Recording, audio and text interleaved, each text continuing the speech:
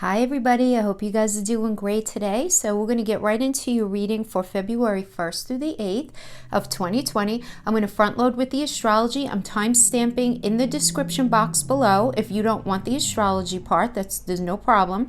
Each sign is going to be getting their own video, but I'm going to be front loading each sign with this astrological information, just so that you guys know. So let's get right into this. There are two things that I really want to talk about this week. The first one is Mercury entering Pisces on February 3rd. It's going to be there till the 4th of March. So when Mercury's in Pisces, our thinking is more visual, intuitive, and imaginative. We're particularly tuned into our world of emotions, which ends up coloring both our thoughts and actually all the ways that we communicate. And we'll be very tuned into our intuition here, expressing ourselves with imagery, and we're all going to be really in our high priestess vibe. No, it's not gender specific, right? We're all going to be tapping into that intuition, and we're definitely more attracted to anything that's consciousness raising, and really kind of getting to the bottom of things to bring them up, to really look at them. Now, Cancer, Pisces, and Scorpio, the water signs, are going to feel more communicative, definitely more creative and easygoing during this transit. We're all going to be feeling more creative. We are. But the water signs are just going to have an easier time with this energy, while the mutables, Gemini, Sagittarius, and Virgo, are likely going to experience like a more mentally busy and maybe even stressful time due to the lack of clarity. As Pisces, with Mercury here, Mercury is actually in detriment here. And for those of you who don't know what detriment means, it's just not able to operate at maximum strength. So it's almost like a retrograde, but actually, now that I'm saying this, we are going to be in shadow, right? We are going to be in the shadow of Mercury retrograde, because it's always like 2 weeks before, and Mercury retrograde is hitting on the 16th. So hey, even more fog thrown in there for good measure. But Mercury is very intellectual, analytical, and precise, and Pisces is very vague, right? That emotional daydreamer.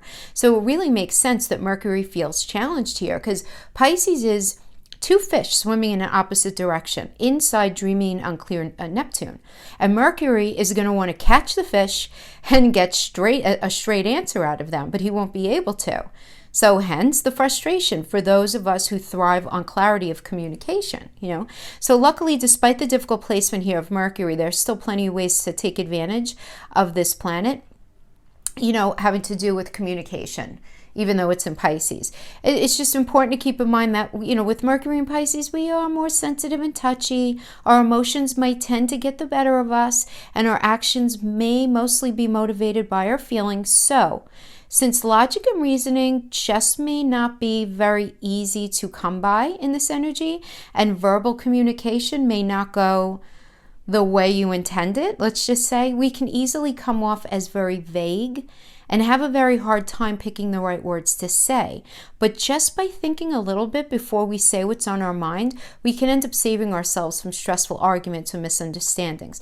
And depending on the situation, guys, Mercury could be treading in troubled waters in Pisces and lead to emotional outbursts and fights, or it could present you with a great opportunity to get in touch with your inner self and start like deep, healthy conversations about your feelings, Now, the good news is Pisces is that dreamy, watery sign, so creativity and emotions. So really awesome for those of you who are artistic, or you're needing to tap into that artistic vibe. And that doesn't only mean anything in the arts. Pretty much everything we do, if you think about it, requires some sort of artistic edge. So we're just going to be thinking about things through our heart space and in a creative way. Mercury in Pisces, it really does wonders here for your imagination. So you can pump out some really like colorful and brilliant work in this energy. Your thought process is more romantic and dreamy and even spiritual now. So meaning you can really hone in on your intuitive and your psychic talents for those of you who are interested in that. If you're interested in anything having to do with like the metaphysical, like tarot or astrology or Reiki or anything like that, Mercury in Pisces is a great energy to start learning in, it really is. Now, Pisces is also the most compassionate sign, right? And with Mercury's stay here, there's just going to be a lot of love and empathy and support. So really, I mean, at the end of it all, it's really a great opportunity to get more in touch with your emotions and rework the way you express them to others. Right? And by the time this transit ends, you're definitely going to have a new perspective on your spiritual side and the way you flex your creative muscle and something having to do with your heart space. So it is all really, really good. And then on the 7th, we have Venus entering Aries. So Venus in Aries, this is going to be happening from February 7th to March 4th. And in Aries, love is very spontaneous and direct. So it's the chase is very exciting to us under this fiery energy. We're bold, we're fresh, a little impatient. I did mention that in the monthly, right, when it comes to matters of the heart. And in this energy, we really don't want to look back. It's the kind of thing where we're going to be very forward moving, forward thinking. And when it comes to anything having to do with our heart, not that we're not going to be missing people, not that, but we're just going to be like, wanting to push our life forward in the biggest way. We're really going to be feeling this fire in our belly to just push our life forward. You know, we're not interested in saying I'm sorry or dwelling on the past, and we're not even really interested in hearing it. It's just this very forward, like what's done is done. Let's just go. It's a brand new day. It's time to make things work right now. So Aries is known for a love of the chase and conquest, right? In a very blunt, with no sugarcoating kind of way. Really saying it like it is very important to Aries. So we're going to be vibing this in this energy, not in a mean or petty way, just direct, but maybe not so direct actually, or as intended, because of that Pisces in Mercury, you know, now that I'm thinking about it, his desires are strong and expressed spontaneously, enthusiastically in this energy, right? Remember, Aries are those strong, mighty warriors. It's the Emperor energy. But even Venus, the most sensual planet, is no match really for this fiery energy of Aries, right? So this is definitely like an energy that thrives on competition. So again, that love of the chase towards flirtatious romances that are defined by physical touch. Exciting spontaneity can be played here. At play here, right? So guys, think about this. Mercury's in shadow this week. So we're entering the retrograde energy of the everything, including reconciliation and reconnections. So for many of you, this is going to manifest as an ex coming back in a very fiery, in a very passionate, in a very like pointed, knowing what they want kind of way, but it's going to feel confusing. Like, I don't know what to do, you know, kind of thing. Is this real? Is it not real? I don't know. So it's going to end up creating this confusion.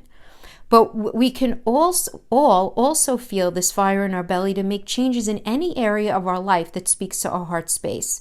But since we won't have all the information, we can easily idealize a person or a situation. So, you know, at the end of the day, this is a really deep week. It's a really exciting week, but it can be a very confusing week. So as I always say, stay open, stay grounded. Thank you so much. And let's go pull some cards for your sign. Hi Virgo, I hope you guys are doing well today. I have a little bit of a different setup, so please show me some grace if it's a little weird or, I don't know, things are like out of focus. Trying to do something a little different. I thought the overhead might be a good approach. But anyway, let's get right into this. Virgo, Sun, Moon, Rising, and Venus for the first week of February 2020. I'm going to pull a crowning energy, then a gift, a challenge, and some qualifiers. I'm going to end with some love energies. Guys, remember, these are general messages. If it doesn't resonate, please don't try to make it fit. It just might not be a reading this time. That's okay. Okay, let's check your rising sign, your moon sign, and your Venus, please. Yeah, for all the messages. Remember, your sun sign is just your ego consciousness. Rising sign is your personality, how you engage with the world, how the world perceives you. Moon is emotions. Venus is how you do love and money, sense of self-worth, self-love. Crowning energy. Beautiful. Ace of Wands. New beginning. New beginning in the heart space. I like it. Let's get your gift. Four of air. Okay. Four of swords. And your challenge is the tower. Okay. Well, we need the tower in order to have the ace. Isn't that how it works? Let's put that guy on the side for now. Come back to that. Use the Witch's Tarot. So the Four of Airs is the Four of Swords. This is a Jupiter and Libra energy. So this is Jupiter's all about the planet of luck and expansion, and Libra is ruled by Venus and is all about fairness. Okay, 4 of air. So, this is an energy of moving on, guys. It's about recognizing where you've been, a lot of things that you've been through, taking the lessons, keeping those, moving forward with those, throwing out the stuff you don't need, but really appreciating where you've been. There's a sense of regard for what you've been through. There's not a bitterness here, which is nice. It's very healthy. But a lot of you are taking a break right now before moving forward. Because the 4 of air really is, okay, let me sit down and think about this for a minute kind of thing. Okay, and this is a gift for you. So we're going to pull a card for you, recent past, where you are now, the struggle within this gift, and the outcome energy. Nice. 7 of Pentacles. This is the energy you're coming into this time with, which is a beautiful new beginning. 7 of Pentacles is the start of something new in the Pentacle space. So some of you may have begun a new job or a new position within a job if you're with that on your heart. Others of you maybe you started a new cycle within a relationship with some sort of connection, or just a new cycle in your own space. Maybe you cycled out of a relationship and you were finding a new normal for yourself without that person or not in that job. But this is a very positive energy because it is the 4 of the worlds with the three of the Trinity, the 3 of the Trinity. And so there's this blessed beginning. And when we're talking Pentacles here, so this can have to do with money or just anything with emotional, mental, or physical connection. But you, in the recent past, you being in this new space. So maybe you cycled out of a relationship, you cycled out of a job, cycled out of a friendship or some sort of family connection. But right now you are the Page of Swords energy, and this is the Earth of the suit of air. So this is really getting down to the basics of what it is that you need and you require as far as communication goes. But you're feeling very, very foggy right now. Feeling very foggy. And you know what, Virgo, that's okay, because you're ruled by Mercury. Mercury's shadow and then retrograde this month, and not too happy in Pisces. So there's this real lack of clarity. And the thing is, when we have lack of clarity, a lot of times we think there's dishonesty sometimes when there might not be. So you want to just be very careful that you don't actually jump to any wild conclusions during this energy. I'm not saying that you're not justified, you may be, but you're in this space of really trying to figure out what's true, what's not true, what's real, what's not, both from now in your current situation and also in reflection, because that's that 4 of air energy, is thinking about, what was good? What was good about that job? What was good about that relationship, that friendship, that family connection that made me feel good about myself? What was it? What was the truth of the situation? And you're being really honest, because we're very honest with ourselves in that air energy, right? But with it in reverse, this is telling me that you're just feeling this lack of clarity. So you just want to be careful that you're not telling yourself some false narratives, that you're not believing in any sort of false narratives. Just something to look out for, okay? Now, in the struggle with this gift for you right now is you're dealing with some pain. This is the card of pain, but you're dealing with the honesty of a situation that was painful for you, because when we have this in reverse, the knives are falling out, and the knives are truth and it's communication. So it's coming out here. That's how this works. Now, the third sword certainly could be a third-party situation. If you're here with relationship on your heart, it doesn't have to be. This could be somebody abusing money, abusing drugs, speaking negatively about you to people that you care about. If this has to do with work, being overlooked for a promotion, not getting credit when credit is due, backstabbing behavior at work. I mean, this is the card of pain, but it's typically accompanied by a feeling of betrayal, okay? And that could have many faces, and this is a general message. So apply that however you see fit. But what's good here is that there's an openness about it, there's an honesty. Because in the upright, there's no healing. There's just incredible pain. But in the reverse, there's this opportunity for there to be healing. Because the truth is going to be coming out. And then we have the 4 of Wands. So the Four of Wands is a beautiful energy. It's all about foundation. It's the engagement card. This is the marriage card. This has to do with being in a job that you don't that you are firmly going to be firmly footed in. That it has whatever you need to grow. You're in that relationship that has the energy to grow.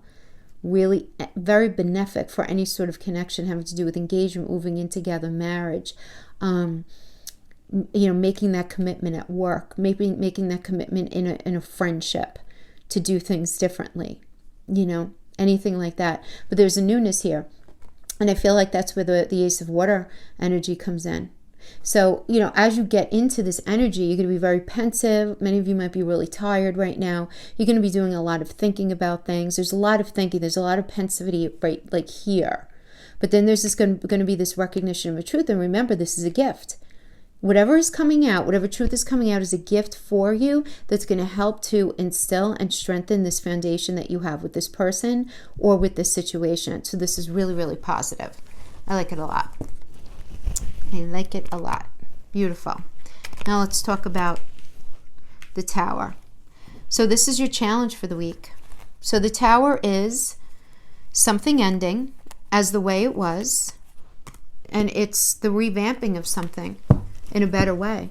Because the Tower was never meant to serve us in the long term. It was never meant to stay in our life, whether it's a relationship or whether it's a job. But the way it was going, there was no way that the energy could support it. Now, I always say with the Tower, I always say with tarot anyway, those of you who've been watching me, we're energetic beings. We have the power to direct and to dictate the ultimate culmination of how these energies come out. We seek tarot to just understand what's happening energetically, but it's through that understanding that we then empower ourselves to think differently, to make different decisions in order to change that outcome and work at the maximum with the energy, right? So that's why we do this. And when we have a Tower card, if this has to do with the falling apart of a relationship, understand that however that relationship was before, it was never going to end up putting you on the path, helping you maintain the path that you need to be on. But if there's still mutual love there, mutual respect, and like narcissistic tendencies are not in the house, you know what I mean? Where there's still a healthy connection, you guys could certainly rebuild and start over. But everybody has to be on the same page, otherwise it'll never work. That job that you needed to leave, or maybe where you got fired from, not meant for you. It's a gift. And I like to look at the Tower as a rejection is protection. That happens all the time in life, even though it hurts like hell while we're going through it, and it's very unsettling, and it can be very confusing and all of that. No, this is good. This is really good. Now you're coming from a point of being confused. 9 of Pentacles energy, 10 of Wands, and the Hierophant. Somebody else got these. Different deck, but the same cards. Isn't that interesting? So, feeling very confused about two paths, two Pentacle energies. Pentacles this can have to do with, in the past. So this is like before the Tower. Should I stay in this job or should I take another job? Is this job even giving me what I need? Do I feel supported, protective, and well compensated? Should I stay in this relationship with this person or should I break up with them and just be on my own for a while? Or should I be with that person or should I be with this person? I don't know. And you being in the state of confliction, but Spirit's coming in and making the decision for you. So there is definitely this falling apart of something. Now this could have happened already, guys. Because the energy doesn't understand the difference between like the first and the second. You know what I mean? It doesn't understand that. But right now you're in a space of the 9 of Pentacles energy, despite the fact that we have a Tower. So I really like this because I feel like you're very knowing of the fact that whatever happened really needed to happen. Even though it hurts, and it does, you feel you're in this sense of knowing that you're moving into the space of your trajectory is going north. You're going in a really good direction for yourself. This is the card of wish fulfillment and really bringing things to yourself, having to do with money and connection, mental, physical, and emotional. So this is a really, really positive energy that you're in right now. Now, the struggle in all of this, though, is going to be, these wands, putting down the wands, because this is very emotionally taxing. It really is. It saps the life out of you. It's the kind of energy where it's like you can't take it anymore, and you're pushed to the precipice of having to put down those wants. You just can't take it anymore. You're too busy, your head is too full, there's too much going on, and you just can't deal with it anymore. And this here, the Hierophant energy, is about you rethinking how you do things. And you really, this is you tapping into your religion for many of you, your belief system, what you know to be true. You really tapping into your intuition via your religious or your belief system. And you're really focusing on that despite the fact that you're feeling any kind of pain right now. So I like this for you because it's you saying, okay, you know what? Not everything is clear right now. I know not everything is clear because I'm a Virgo and because I'm ruled by Mercury, and Mercury is a hot mess this month. Okay, that's fine. But I do know that something is over and that I am cycling in a new direction, that I definitely have a new beginning happening here. I might not be 100% sure of what it is, but I know it's not what I was in. That's what you do know. And you really, in a very healthy way, tapping into your belief system, doing that hermit thing, right? I mean, just kind of climbing inside yourself, taking some mental space, just being your natural Virgo self, and just thinking about everything and putting your ducks in a row. And this is a great energy to do that, especially Virgo and Gemini is very, very good energy, right? Because you're ruled by Mercury, where it's, you know, the pause button. It's not really a pause button, but you guys know what I mean. Retrograde's not really going backwards. It's kind of like it drastically slows down. Let's just say that. But it's great for anything, you know, reviewing things, readdressing things. It is a reconnection energy. It is, you know, redoing something, okay? But in doing that, you're going to create this new beginning. So I feel like you guys are really going to be in the planning phase of this next chapter, and I'm not sensing that the new start is going to happen like right now. Okay, I feel like it's going to be happening like a little later on. I feel like a lot of the change that's the seeds are cracking open now. Everything's going to be happening. I feel like by April, May into June. You know, I feel like a lot's going to be happening once Venus goes retrograde. It's going to be a lot of redressing in a positive way and just rebuilding and beautiful beginnings. But it's starting now, right? Remember, this is February. It's month 2, stage 2 of this new transformation that we're all going through. But that is what you guys are dealing with the Tower. Pretty direct message. Let's talk about love for those of you who are open to love. So we're going to do some Island Time Wellness, and then we'll pull some clarifiers and see what we get. Virgo love. Now this doesn't have to have anything to do with the cards we just pulled, okay? Anything at all. The gift could have been about family. The challenge could have been about friends. This could be relationships, or it could all be relationships. Apply it as you see fit. That's the way we have to do it with the general energies, okay?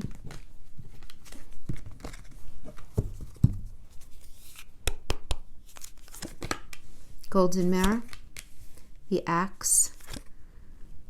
Okay, this might be connected to the Tower card. I don't know, but we have self-absorbed narcissist, one-sided relationship, love bombing. Then we have Axe, breakup, separation, stop the pattern, silent treatment, abandonment. I mean, you guys are very in that mindset, right? I mean, it's what I was saying about, you know, there's got to be change. You just might not see how it's all going to happen just yet.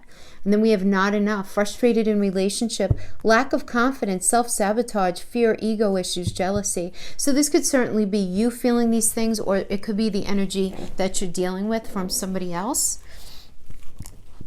Yeah. Let's pull a couple hard oracles, and then we'll pull a few of the Witch's Tarot.